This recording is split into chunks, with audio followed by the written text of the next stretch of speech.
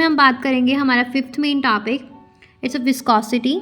तो विस्कोसिटी को डिफाइन किया जाता है कि विस्कोसिटी एक फ्लूइड से resistant to flow, internal friction है फ्लूइड की, और अक्सर इसको हम डिस्क्राइब करते हैं कि लिक्विड की थिकनेस कितनी है।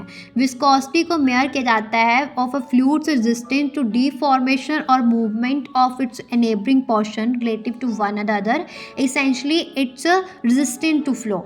तो इंटरनल फ्रिक्शन में ये बताया गया, think of it as a internal friction within the fluid, जहाँ पे डिफरेंट लेयर्स जो है फ्लूइड की मूव करती है डिफरेंट स्पीड पे, जिसके कारण रेजिस्टेंस होती है। लिक्विड जो है जिनकी हाई विस्कोसिटी है वो फ्लो करते हैं स्लोली, जबकि लिक्विड जिनकी लो विस्कोसिटी है वो जो है ईजिली फ्लो कर लेते हैं, जैसे कि वाटर और अल्कोहल। फैक्टर्स जो अफेक्ट करते हैं विस्कोसिटी को, that are a temperature and molecular interaction. Temperature, viscosity जो है लिक्विड्स की वो जनरली डिक्रीज होती है जैसे टेम्परेचर बढ़ेगा, मतलब कि they flow more easily when heated. तो नेक्स्ट मॉलिक्यूलर इंट्रैक्शन, तो जितनी ज़्यादा मॉलिक्यूलर इंट्रैक्शन होगी उतनी ज़्यादा विस्कोसिटी होगी, as a molecules are more tightly bound and resist movement.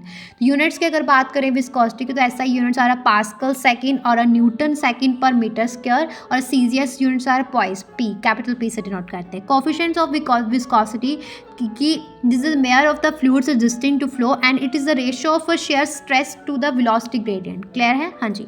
उसके बाद फिफ्थ मेन टॉपिक आ गया, एक सब टॉपिक है स्टोक्स लॉ।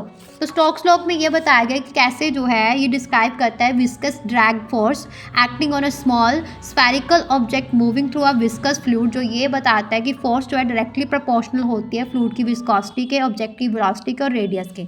तो स्टोक्स लॉ जो है प्रपोज किया गया by sir George Stokes in 1851, जिन्होंने क्वांटिफाई किया frictional force experienced by sphere moving through a viscous fluid.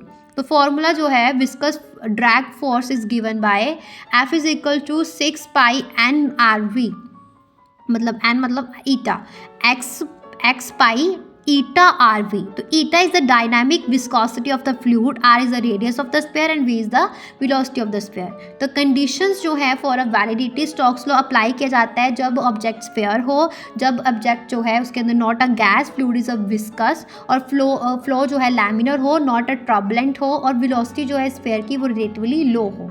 Applications क्या है कि हम जो है setting of a particles in fluids like a sediment in water, viscosity of fluids, motion of a small objects in fluids. Terminal velocity कहते हैं जब spherical object fall करता है थ्रू अ फ्लूइड तो its velocity increase until the drag force equal the gravitational force, जिसके result से constant velocity हो जाती है, जिसको हम टर्मिनल वेलोसिटी बोलते हैं। हाँ जी।